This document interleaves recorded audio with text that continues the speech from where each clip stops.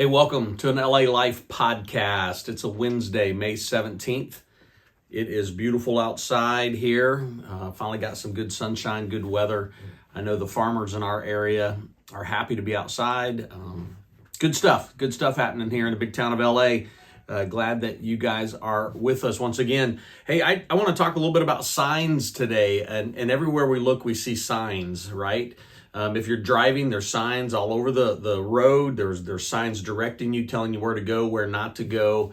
If you are walking up and down a sidewalk, people have signs in their yards and they have things displayed for you to see, and they tell you who they like, who they don't like, right? Who they're voting for, who their favorite sports teams are.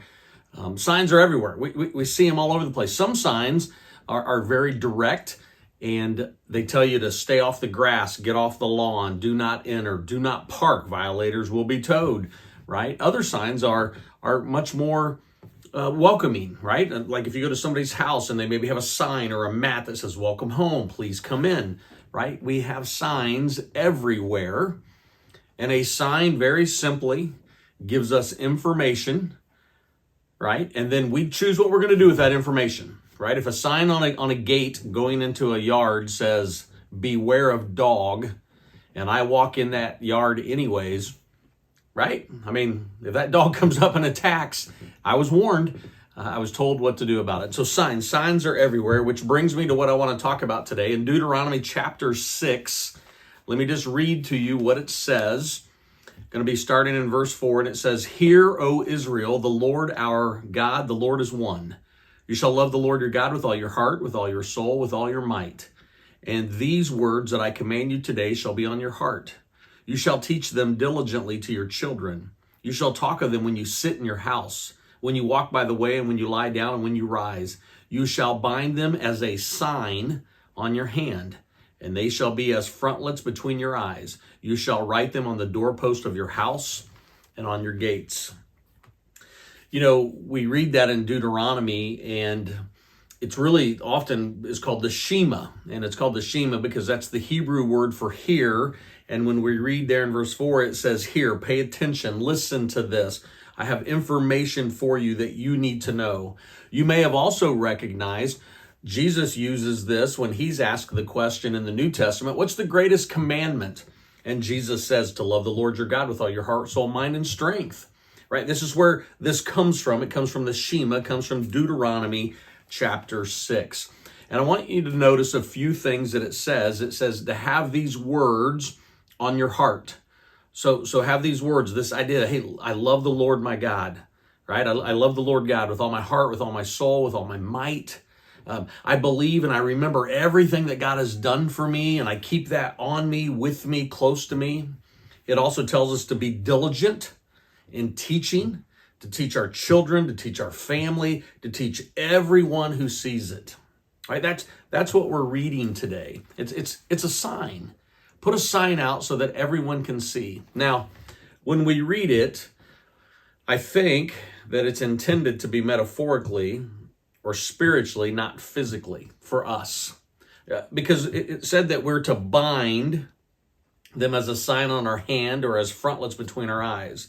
In the Jewish community, Jewish culture, they still take what is called a phylactery, and they'll bind it, and it's got a box kind of on their hand, their arm, and they'll have a box up here on their head, and it has the Torah, the law is in there. And then, so in their morning prayers, they remember the words that God has said. I don't think you and I have to tie a box to our head, to our hand. If you want to, that's fine, but I don't think we have to do that. But what if we took this physically? Like really, what if we took it and we actually made a sign and we put it on the doorpost of our house or on our gate when people walked by or when people came in, the first thing that they would see, and I wrote it down this way. What if the first sign that they saw when they came into our home said, we love the Lord our God with all our heart, with all our soul, and with all our might. Come on in, welcome home. Right? What if that was the sign that greeted everybody that, again, went by your house? Maybe in college, went by your dorm room. If you're a teacher, in a building, a high school, junior high, elementary? What if that was the sign that greeted your students as they came in every day? I understand this whole religion, state stuff, but I'm guessing you could probably get away with it, right? Like just think about it. What if we were very clear with our sign about our love for Jesus, our love for God? What if that's the first thing that people would see about us, right? That's what we read here is throughout the day, talk about it. And very specifically, we're told, talk about it with your children, your grandchildren, your family. So when you're up in the morning, when it's lunchtime, when it's in the middle of the afternoon, when it's evening, when you're getting ready to go to bed, what if we talked about our love for Jesus? So here's your question today. If you put a sign in your front yard, if you had a sign on your front gate, what would that sign say? Would it tell everybody that went by what your political stance is? Some are. I see that quite a bit when I drive around town. People have their political views displayed on a flag in the front yard, on a sign. They very clearly let you know where they stand. I go by other houses and they tell you very clearly who their favorite sports team is. They display it proudly. Others display their love for nature or flowers or birds in their signs and flags that are waving. Some display their patriotic love for the United States of America, right? My question is, what sign do you want people to see? What do you want them to know about you and your family first? So Missy, if you're watching, and maybe you'll watch this later today, you and I got to figure out what kind of sign we're going to put in our yard. We won't have to decide on whether or not we love the Lord. Ours is going to come back to the style, right? Like the aesthetics of it. Like, does it fit in? Does it fit in with what she likes? Does it fit in with what I like? So there you go, honey. You can think about that today.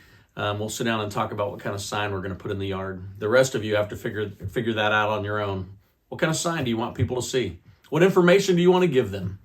There you go. Enjoy this beautiful day. Love you guys.